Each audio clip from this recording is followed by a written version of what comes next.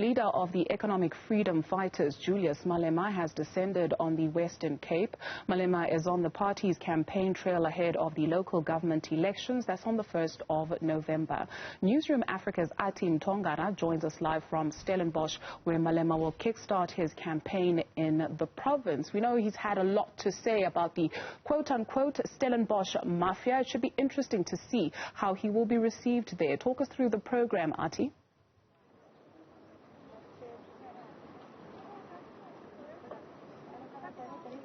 A very good afternoon to you, Dudu. Well, it's very interesting that the leader of the economic freedom fighters, Julius Malema, kickstarts his campaign trail in the Western Cape, particularly here in Stellenbosch, a very strong hold for the Democratic Alliance. Stellenbosch is a small town just outside of Cape Town, and the municipality behind us is, as I put it to you, DA run. In the 2016 municipal elections, the Democratic Alliance, of course, led with 2%. Followed by the FF Plus, and also the ANC and the EFF trailing behind with 1%. So I just want my colleague, as I talk to you, Dudu, about this particular visit that Julius Malema will be embarking on here in Stellenbosch. I want him to pan and show you how this particular small town has a couple of banners of the EFF that have been put up on the poles here. It's interesting that when you drive up to Stellenbosch from Cape Town, immediately when you arrive into the small town, you see various poles with various political parties, and we can see that the EFF posters are very much present in this DA-run town. Now, Julius Malema will not particularly be here in the CBD in Stellenbosch. He will be in Kayamandi. Kayamandi is a township here in Stellenbosch. It was founded in the 1950s, Dudu. It was exclusively built for laborers who are working around the farms in Stellenbosch.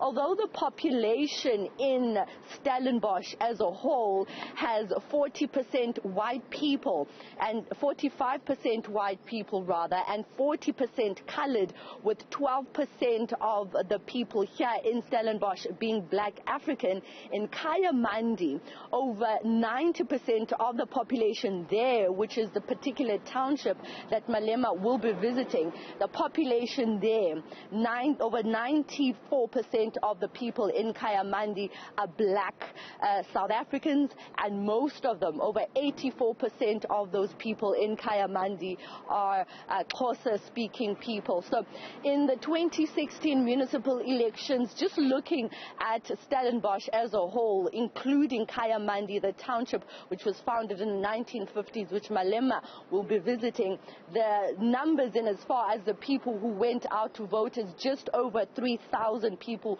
who registered to vote for the 2016 municipal elections, and just over 60% of those people who registered actually went out to the polls to cast their votes. And so it is essential then for political parties such as the EFF to encourage people who have registered to actually go out and vote, because statistically people do go out to register, but eventually the number of people who go out to vote is not the same as the number of people who have actually registered for elections at any given point in time.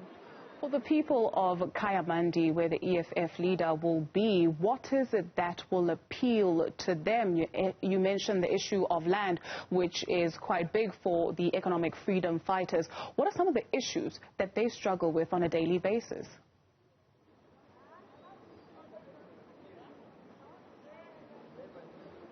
Well, the issues that residents of Kayamandi struggle with are no different from the social ills that the rest of the country, particularly people living in townships, are faced with on a daily basis. Housing is a huge thing, and land in particular. Most of the houses there are hostels, because remember, Kayamandi, as I put it before, I said Kayamandi was founded in the 1950s for black male laborers who are working in the farms around Stellenbosch. And so housing housing has become a crucial need for the people who've migrated into that township to follow, of course, those black male laborers who came to the Western Cape, particularly in Stellenbosch, for work purposes. So land is a huge issue with regards to social housing. That's one of the issues that people of Kayamandi will certainly be addressing the CIC of the EFF about. Of course, many other issues pertaining to jobs and unemployment. That particular township, most of the people there are young people who are unemployed, and so the issue of unemployment is also going to come up as he engages the people of Kayamandi. The people in Kayamandi have come up with various projects to try and keep the youth working and out of doing issues or things like drugs, which we've seen popularly being done in the Western Cape, in the Cape Flats. We know that Kayamandi is a community that really loves sports. It has over 20 soccer clubs which were established in that community to show that the community really wants to do things for itself, but it certainly needs local government to be able to kickstart some of the projects that they have initiated, particularly the young people in Kayamandi. Athi Mtongana, having gained a fan there who just walked past behind you simply because you are the best. Thank you very much to Athi Mtongana out in Stellenbosch for us.